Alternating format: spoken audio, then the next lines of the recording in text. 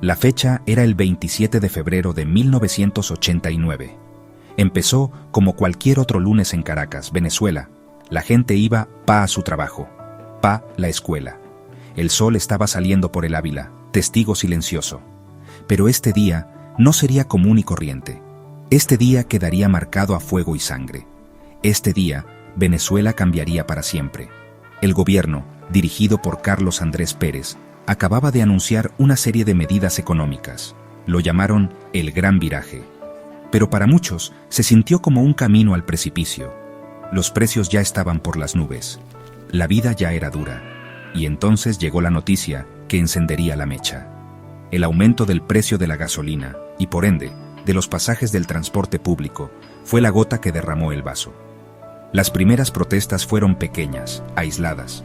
Comenzaron en Guarenas, una ciudad cerquita de Caracas, pero como una chispa en Monte Seco, se extendieron.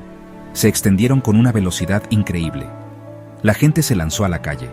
Esto fue un estallido así, de repente, de rabia, de frustración, de hambre. Caracas, la bullanguera capital, estaba a punto de convertirse en un campo de batalla.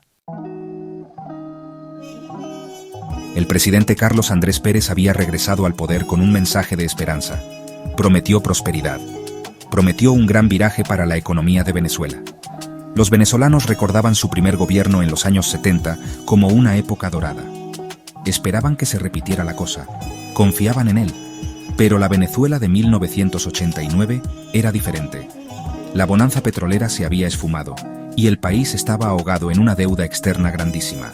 El paquetazo, como se le conoció al paquete económico, fue un trago amargo. Era una serie de reformas neoliberales recomendadas por el Fondo Monetario Internacional. El gobierno decía que estas medidas eran necesarias para estabilizar la economía, pero para la gente más necesitada, se sintió como si les declararan la guerra a la vida tan dura que ya llevaban. La promesa de un gran viraje rapidito empezó a sonar como una burla pesada. El anuncio que de verdad prendió la mecha fue el aumento del precio de la gasolina. Para un país como Venezuela, un país petrolero, la gasolina barata era casi un derecho de nacimiento. El gobierno decretó un aumento fuerte, que estaba programado para entrar en vigencia ese fatídico lunes, 27 de febrero de 1989.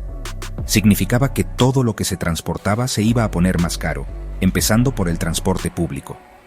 Los choferes de autobús, con la gasolina más cara, decidieron de una subir los pasajes. En muchos casos, los duplicaron, o hasta más. Para los estudiantes, para los trabajadores, esto era un golpe durísimo al bolsillo. Los primeros encontronazos fueron en los terminales de pasajeros. Los estudiantes, que casi siempre están al frente de las protestas en Latinoamérica, fueron de los primeros en reaccionar. Se negaron a pagar los pasajes más caros, discutían con los choferes. Empezaron a trancar las calles. La rabia era pura, espontánea. La chispa encontró leña seca y un incendio grande estaba por comenzar. La ciudad de Guarenas, que queda como a 30 kilómetros al este de Caracas, se convirtió en el epicentro del primer temblor. Tempranito en la mañana del 27 de febrero, eso de no querer pagar los pasajes más caros se puso feo rapidito. Estudiantes y trabajadores, que no tenían cómo pagar para ir a la capital, empezaron a protestar con fuerza. Tomaron autobuses, pusieron barricadas. La autopista principal que une a Guarenas con Caracas quedó trancada por la gente enardecida. La noticia de lo de Guarenas corrió como pólvora. La gente en otros pueblos y barrios se sintió identificada. Las protestas empezaron a repetirse, primero en Petare, que está ahí cerquita, y después hacia el mismísimo corazón de Caracas. Al principio, las protestas eran más que todo por lo del transporte, pero mientras más gente se sumaba, los reclamos eran por más cosas. Ya para el mediodía, la cosa se estaba saliendo de control. Mientras pasaba la tarde de ese 27 de febrero, la ola de protesta y rabia que empezó en Guarenas le cayó con todo a Caracas. La ciudad, que no se lo esperaba ni estaba preparada, se hundió rapidito en el caos. Las protestas que empezaron por los pasajes se convirtieron en tremendos disturbios y saqueos por todos lados. Supermercados, tiendas de electrodomésticos, licorerías, carnicerías y tiendas de ropa fueron arrollados por multitudes desesperadas. La gente, empujada por el hambre y la oportunidad, se llevaba lo que podía. Las escenas eran impactantes. Calles que unas horas antes estaban llenas del tráfico normal de la ciudad se volvieron campos de batalla. Por todos lados aparecieron barricadas hechas con cauchos quemados, basura y escombros. El aire se llenó del humo picante de los incendios y del olor de las bombas lacrimógenas. Los sonidos de la ciudad cambiaron por completo. La policía no se daba abasto y no estaba preparada para un estallido social tan grande. Cuando cayó la noche, Caracas era una ciudad sitiada, no por un enemigo de afuera, sino por su propia gente. El Caracazo estaba en pleno apogeo. Viendo que la ciudad se hundía en la anarquía total, el presidente Carlos Andrés Pérez tomó una decisión terrible. En la noche del 28 de febrero, su gobierno declaró el estado de emergencia. Suspendieron las garantías constitucionales. Esto incluía el derecho a moverse libremente, la libertad de expresión y la protección contra detenciones sin motivo. Y lo peor fue que autorizó que salieran los militares a poner orden. La llegada de los militares fue una escalada brutal. Los soldados, entrenados para la guerra, salieron con balas de verdad. Les ordenaron despejar las calles y acabar con los disturbios como fuera.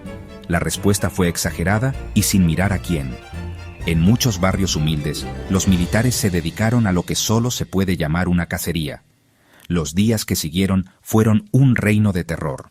Las balas fueron la respuesta del Estado al hambre y la desesperación de la gente. Años después del Caracazo, las voces de las víctimas y sus familias siguen resonando, pidiendo justicia y que no se olvide. Son historias de pérdidas que uno no se puede ni imaginar, de violencia repentina y brutal por parte del Estado. Piensen en la mamá que su hijo salió a buscar comida y nunca más volvió, o en el estudiante que estaba protestando tranquilo y un soldado le disparó. Estos no son números fríos, son vidas destrozadas. Muchos sobrevivientes han contado el horror de esos días. Hablan de soldados disparando a lo loco contra la gente, de vecinos que sacaban a rastras de sus casas en plena noche. Organizaciones de derechos humanos documentaron con mucho cuidado todos estos abusos. Recogieron testimonios, fotos y pruebas forenses, hicieron listas de los muertos y los desaparecidos. Los poderosos quisieron callar estas voces, enterrar la verdad junto con las víctimas. Pero los ecos del dolor siguieron ahí, alimentados por la valentía de los sobrevivientes y la firmeza de los activistas. El número exacto de muertos durante el Caracazo sigue siendo un tema doloroso y muy discutido. La cifra oficial que dio el gobierno fue de unas 276 muertes, pero esa cifra la cuestionaron de una vez los grupos de derechos humanos, los periodistas y las familias de las víctimas. Decían que la cantidad real era mucho más alta, quizás llegando a miles. La búsqueda de la verdad fue una lucha larga y difícil contra un muro de negación oficial y de impunidad. Por años, el Estado venezolano casi no hizo investigaciones serias e imparciales. Muchos de los culpables nunca fueron llevados a juicio. Esa cultura de impunidad mandó un mensaje terrible. A pesar de los problemas, organizaciones como COFAVIC buscaron justicia sin descanso. Sus esfuerzos al final lograron sentencias importantes que reconocieron la responsabilidad del Estado. Aunque se avanzó algo, que todos los responsables pagaran por completo siguió siendo difícil de alcanzar. Las cicatrices invisibles de la impunidad son profundas en la sociedad venezolana. El Caracazo fue más que solo unos disturbios. Fue una ruptura profunda en la historia de Venezuela. Rompió el mito de que Venezuela era excepcional, diferente a los demás. La represión tan brutal mostró las grandes desigualdades sociales y lo débiles que eran sus instituciones políticas. Lo que pasó en febrero y marzo de 1989 cambió para siempre el panorama político. La confianza entre la gente y los partidos políticos de siempre quedó herida de muerte. Una de las consecuencias políticas más grandes del Caracazo fue el surgimiento de Hugo Chávez. En ese entonces, él era un joven teniente coronel del ejército. A Chávez y a otros oficiales que pensaban como él, estos sucesos los marcaron mucho. Vieron la represión como una traición al pueblo por parte de una élite política corrupta. El Caracazo los convenció más de que hacía falta un cambio radical. Las consecuencias sociales también fueron muy profundas. El Caracazo dejó al descubierto la desesperación de los pobres de las ciudades y resaltó la urgencia de hacer reformas sociales. Las divisiones profundas en la sociedad venezolana, que se vieron tan brutalmente en 1989, solo siguieron creciendo en los años siguientes. El Caracazo queda como una advertencia permanente. Cuando la desesperación de un pueblo llega a un límite, las consecuencias pueden ser explosivas y transformar todo.